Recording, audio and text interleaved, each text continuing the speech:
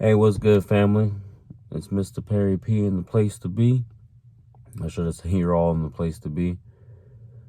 And I just got home from work. This is day 2, January 2nd, 2020, of hashtag Rise and Become, or Become 365. Still haven't settled on a name for this yet. But ultimately, it's charting the journey of me becoming, me rising, me reaching my ultimate goal, which is extremely healthy, extremely wealthy, extremely spiritual, and doing it in my lane, which is, self-help. I am the leading performance speaker and execution coach for Quarter Life Crisis. And today was one heck of a day. Like I said, I just got home from work, and like today was one of those days where I was talking to my wife, and it's like, you can't wait until your side gig becomes your main gig, and can't wait until your passion, your what you love to do, heck, what you would do all day, every day for free becomes your main gig. And it's one of those days where you try to keep the vigor, and you try to keep the determination. You try to keep the focus, especially on the cusp of the new year. But it's like, it's just tough, Like, there's no excuse, obviously, but it's just tough. It's like you got to continue to move forward, no matter what. You have to continue to strive and become, continue to rise. Because if you don't do it, who else is?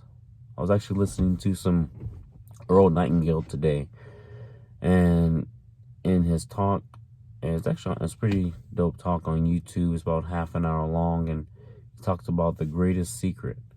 And I'm not gonna spoil it because you definitely should watch it, but it just got me thinking. Is the key thing that he says, and obviously you got to go back, you got to watch it because it's super dope. It's Earl Nightingale, and he says, "We become what we think about." That's what he says. He says, "We become what we think about." And this year, I'm really taking inventory. I'm not sure if you are. Hope you are. But I'm really taking inventory on what am I thinking every day. Taking inventory on positive thoughts versus negative thoughts. Taking inventory on productivity versus pleasure. Taking inventory on, are the things that I'm doing every day aligning with becoming extremely healthy, extremely wealthy, and extremely spiritual?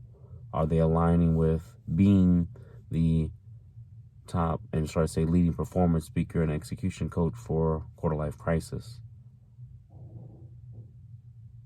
And today was just one of those days where, even though you drop the ball in some areas, even though you strike out sometimes, with every breath that God gives us is a new opportunity.